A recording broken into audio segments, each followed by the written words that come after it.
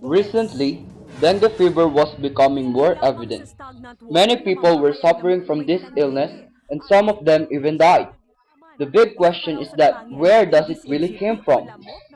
We took the chance to take and interview some students who were also victims of this illness, dengue. I just got fever every afternoon, and then we went to the hospital to admit and ask the doctor to see what's happening to me, and there was no symptoms like I was that my nose was bleeding. Then we were shocked when they put a rubber on my right right right arms. Then they saw small spots. Then then there You have them. I have I them was there. in grade 1. I experienced dengue.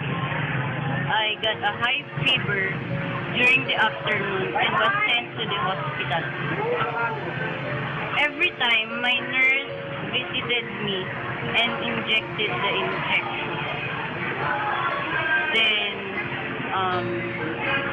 few months, about 1 month, I go out to the hospital and I survived there. Parang nagkasakit siya una, tapos parang nung gumaling na siya ilang days, tapos bumalik ulit. Tapos pina-check up siya yun, sabi may dengue daw. We heard their different dengue stories, and considering the significance of their words, we infer that dengue is a burden to every victim.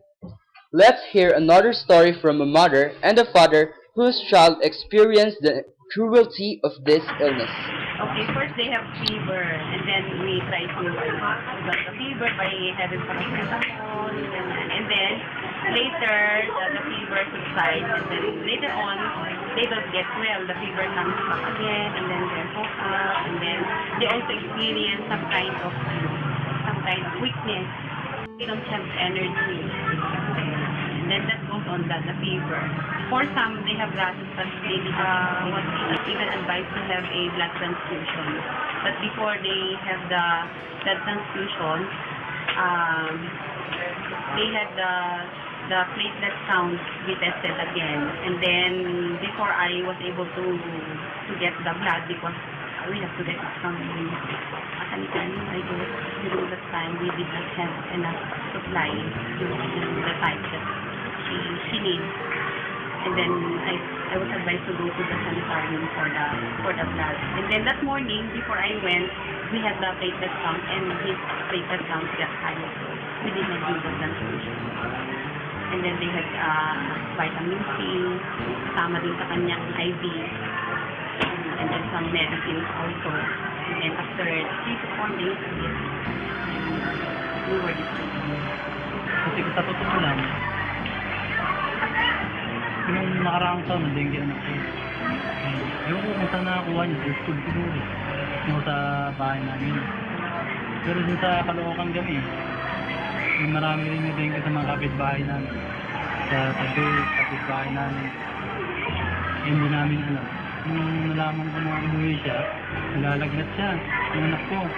Kala ko ano lang, may pinunta ko ng hospital. Hindi na kasi makakain eh. Nung ilalabas ko na, hindi ko pa alam na dengue. Nung ilalabas ko na siya, ay hindi pa kasi yung resulta ng gano'n ng blood gano'n niya. Dengue siya sa akin. But as a student, of course, we must also learn our responsibilities. From the interview, it showed that environment is a very big factor which affects the health of every individual. It contributes to the occurrence of different illnesses, most especially dengue. Let us witness the statement of the Santiago City National High School SSG President. Ang purpose ko lang, uumpisahin namin together with the SSG officer na ang paglilinis sa school campus. And then, mga other students din, hihikayatin namin silang tutulong din para ma-prevent siya, and then mas madali, just like yung Brigada Eskwela Kalinitan. Bali sa Brigada Eskwela Kalinitan, every 5 o'clock p.m. to 6 o'clock p.m. nagkakaroon ng paglilinis together with the SSG officer and then yung mga volunteers na rin. Yung naglilinis kami ng buong campus, nagwawalis-walis para yung mga maduduming party dyan hindi pa pagpapagin. Kailangan maging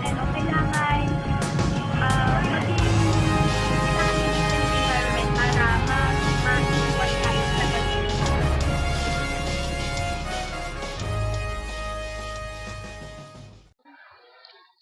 Cleaning is one way to prevent the rapid growth of the victims caused by dengue fever.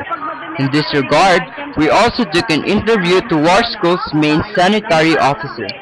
Kailangan laging malinis, tapos yung kanal, kailangan laging malinis din. Saka yung mga latang pinag-iipon yung mga tubig doon, kailangan itapon.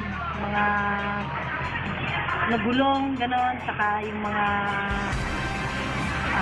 alulod, kailangan palaging malinis para hindi magbahay yung mga kitik na magiging dengue. Ang dengue ay lagi natin linisin ang ating kapaligiran. Tanggalin ang mga tubig na nakalagay sa mga estero, sa mga gulong, sa mga masusukal ng mga gamit. Linisin natin yan kasi doon sila nakatulog sa mga maligiran. Nakakatakot ang dengue kasi kapag pinabayaan natin ito sa unang atak at hindi natin pinansin, maaaring makamatay. Dengue virus is a currently problematic global infection.